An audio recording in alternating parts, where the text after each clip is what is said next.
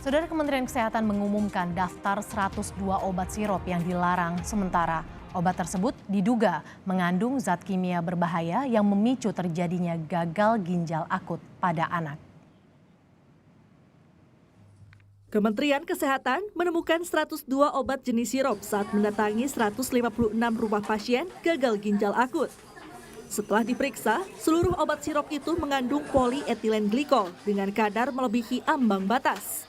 Kemenkes pun menginstruksikan seluruh apotek untuk tidak menjual 102 jenis obat sirop itu, serta menginstruksikan dokter tidak meresepkan obat itu untuk sementara.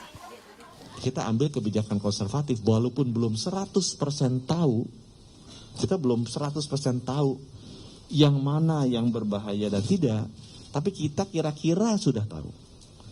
Kita 75% udah tahu, kira-kira nih yang menyebabkan tuh ini. Nah, kita larang dulu. Kita larang untuk diresepkan dan kita larang juga untuk dijual. Sebelumnya, Badan Pengawas Obat dan Makanan BPOM merilis 5 merek obat sirop yang ditarik peredarannya karena memiliki kandungan cemaran etilen glikol dan dietilen glikol yang melebihi ambang batas aman. Arahan BPOM mengenai penarikan produk dikonfirmasi Ketua Ikatan Apoteker Indonesia IAI Kabupaten Lebak, Banten, Yeni Herlinawati. Obat yang masuk daftar penarikan akan dikembalikan ke PBF atau pedagang besar farmasi yang merupakan tempat apotek atau klinik mengambil obat.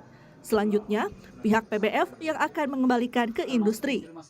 Jadi untuk 5 produk itu di-recall ya, ditarik secara mandiri dari apotek, nanti mengembalikan apoteknya ke PBF di mana tempat mengambil, nanti PBF yang akan mengembalikan ke prinsipal atau ke industrinya begitu. Yang bermasalah itu bukan zat aktifnya ya. Jadi kalau buat obat itu kan ada zat aktif dan ada zat tambahan. Nah, yang bermasalahnya itu kan sebenarnya zat tambahannya. Meski demikian, kabar baik datang di tengah keresahan para orang tua terhadap penyakit gagal ginjal akut pada anak-anak. Menteri Kesehatan menyatakan telah mendatangkan obat penawar dari Singapura yang disebut Fomepizole. Obat ini telah diberikan kepada 10 pasien gagal ginjal akut yang dirawat di RSCM. Hasilnya, anak-anak yang memberikan respon positif terhadap obat ini menunjukkan kondisi yang lebih baik.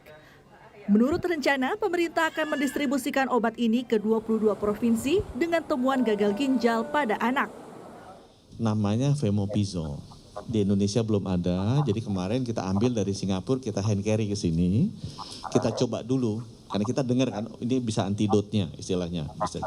Kita coba ke 10 pasien di RSCM. Ya, dari 10 pasien di RSCM ini ternyata kondisinya jadi stabil, kan biasanya mereka memburuk terus kondisinya kan. Setelah diberi obat ini, sebagian membaik, sebagian stabil, tidak memburuk. Sejauh ini tercatat ada 241 kasus gagal ginjal akut di Indonesia. Dari 241 kasus itu, 133 orang diantaranya meninggal dunia. Tim Liputan Kompas TV. Ini zaman Delta